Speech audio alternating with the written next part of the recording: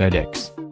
With a global reputation for quality and expediency, the FedEx brand has carried a strong presence for decades. The company was founded in 1971 as Federal Express. The first logo was a word mark using a custom sans serif font with rounded edges, rotated 10 degrees inside a divided rectangle, with the word Federal in white on blue and the word Express in red on white. By 1991, Federal Express was colloquially shortened to FedEx by almost everyone using the service. Sensing that, CEO Fred Smith agreed to abbreviate the logo accordingly. The rectangle and 10-degree rotation were removed and the same font was used to spell out Fed in blue and X in red. 3 years later, Lander Associates were appointed for proper rebrand. Hundreds of versions were submitted, but the winning design was created by senior designer Lyndon Leader. He was inspired by the Northwest Orient Airlines logo, which created a subtle compass pointing northwest through the clever use of negative space carved from the W. With this inspiration in mind, Universe 67 and Future of Bold were the two fonts finalized. During this process he noticed a curious thing. Similar to the Northwest Airlines logo, there was an interesting bit of negative space created between the E and the X. It looked like an arrow. This is how one of the most successful and subliminal brands of all time was created. The rebrand was so successful that it has remained unchanged ever since. The only other revisions have been made with color to help distinguish between the wide variety of services offered by the company. The Fed part of the logo remains consistent with the same purplish royal blue with ground services assigned to green, freight to deep red, office to blue and trade networks to yellow. Google. It's hard to imagine a company that has enjoyed as much success as Google. Google began in 1996. Back then it was just a fledgling research project at Stanford University, codenamed Backrub by founder Larry Page. There was even a logo for it. The project was renamed to Google, a misspelled version of Google, which is the number 1 followed by 100 zeros. In 1997 Google's first branding incarnation was finally visible on Stanford servers. In 1998 Google co-founder Sergey Brin got his hands on a copy of GIMP and cranked out the next iteration of the logo, putting it in closer territory to the brand we are so familiar with. Later the company hired designer Ruth Keeter to continue to evolve the brand. At the time she had no clue just how huge the company would become, but was happy to crank out a few designs for them. Keeter finally nailed the final design after many experiments with color. There were a lot of different color iterations. Over a decade this logo stood the test of time as the company grew at an exponential rate. Their logo would receive as many as 1,500 facelifts in the form of Google Doodles. The brand saw one more iteration on September 19, 2013. The drop shadow and three-dimensional effect of the letters was removed in favor of a stark, minimal look. On 1st of September 2015 there was one more change to the logo which we currently see on our Google search engines across multiple devices. The notable difference in the logo is the change in the typeface, but the colors remained the same.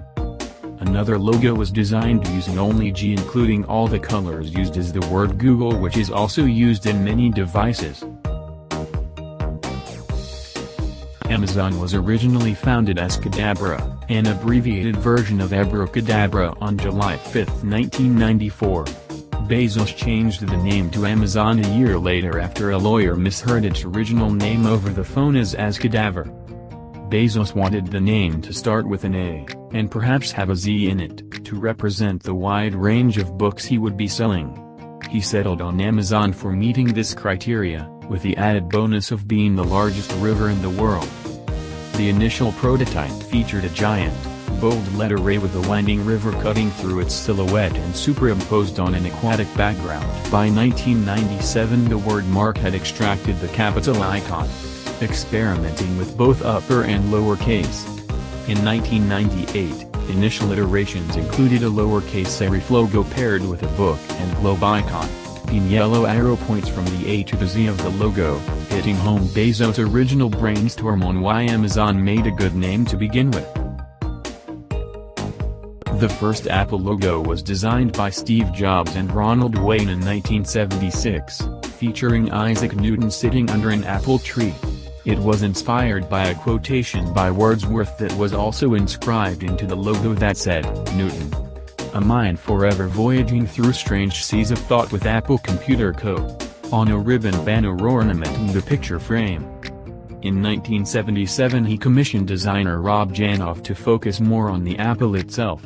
He delivered the iconic logo we know so well, albeit a more colorful version dubbed the Rainbow Apple, which was accompanied by a bold and modern font. Lander Associates eliminated the word mark in favor of the icon in 1984. It would later take on a stark black look in 1998, followed by more polished 3D versions and finally the flat, white or gray versions we see today. Coca-Cola's story of this famous logo begins in Atlanta, Georgia. John Pemberton had just perfected the final recipe for the soft drink in his backyard. He turned to a less likely source of inspiration, his bookkeeper Frank Robinson. Coca-Cola was the first and only name he proposed, stating the two C's would look well on advertising. Pemberton took an instant shine to the name, and in 1886 he would use it to advertise his beverage in local newspapers. 1887 to 1893 birth of the famous script. On January 31, 1893 Coca-Cola was granted its first trademark from the Patent Office. From that day onward, the brand would appear with the words trademark underneath. 1903 to 1941 trademark registered. In the mid-1920s the word drink would also appear above the logo in much of their signage and adverts. 1941 to 1962 Reg. U.S. Pat.